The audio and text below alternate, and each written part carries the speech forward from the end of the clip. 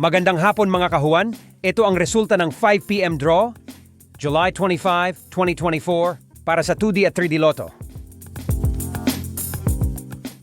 Para sa 2D Lotto result 5 p.m. draw, 1, 7. In exact order. Ito naman ang resulta sa nakalipas na 3 araw ng 2D Lotto, 2 p.m., 5 p.m. at 9 p.m. results.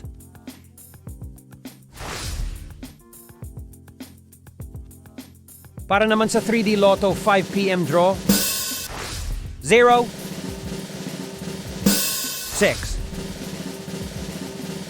7. In exact order. Ito naman ang resulta sa nakalipas na 3 araw ng 3D Lotto, 2 p.m., 5 p.m. at 9 p.m. results.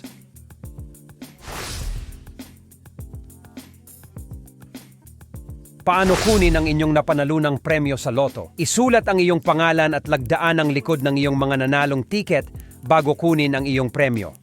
Ang mga premyong nagkakahalaga mula 20 pesos hanggang 10,000 pesos ay maaaring kunin sa anumang autorisadong Lotto outlet o sa mga sangay ng PCSO sa inyong lugar.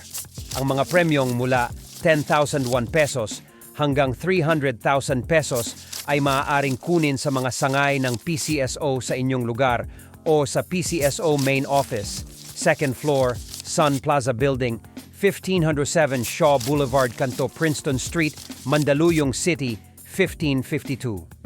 Ang mga premyong mula 300,001 pesos hanggang sa jackpot prize ay dapat i-validate at kunin sa PCSO Main Office, 2nd floor, Sun Plaza Building, 1507 Shaw Boulevard, Kanto, Princeton Street, Mandaluyong City, 1552. Para sa sistema ng pagbabayad ng premyo, pakitingnan ang price payout chart.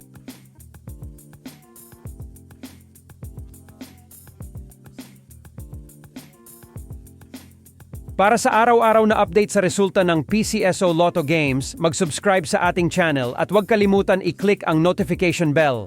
Maraming salamat mga kahuwan.